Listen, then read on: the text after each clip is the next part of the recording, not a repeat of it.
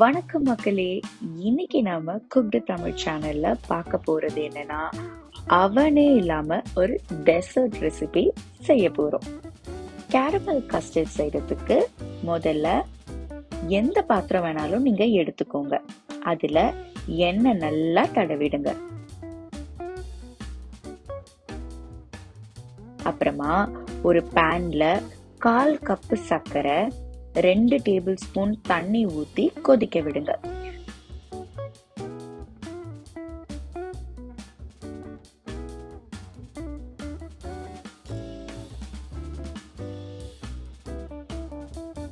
லேசா கோல்டன் பிரவுனா ஆனதுக்கு அப்புறமா அதை எடுத்து நாம எடுத்து வச்சிருக்க பாத்திரத்துல ஊத்துங்க.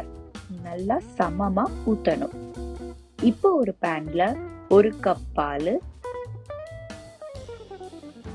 1/4 கப்பு சர்க்கரை போட்டு நல்லா கொதிக்க விடுங்க. பொங்கணும்னு அவசியம் இல்லை.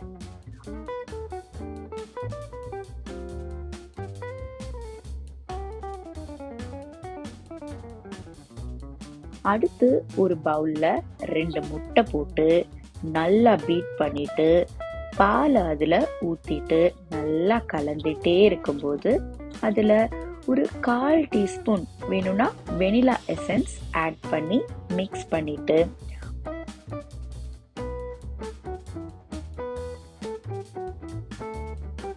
ஒரு வடிகட்டிய வச்சு இப்போ இத அந்த பாத்திரத்துல ஊத்துங்க. இப்போ ஒரு அலுமினியம் ஃபாயில் போட்டு மூடிடுங்க.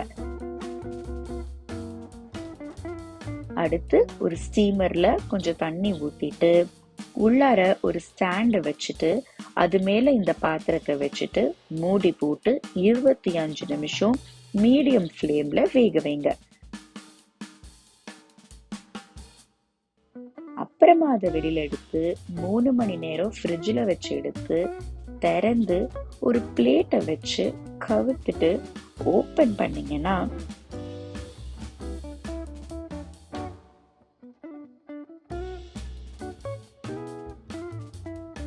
பியூட்டிஃபுல்லான ரொம்பவே டேஸ்டியான கேரமல் கஸ்டர்ட் ரெடி ஆயிடும்.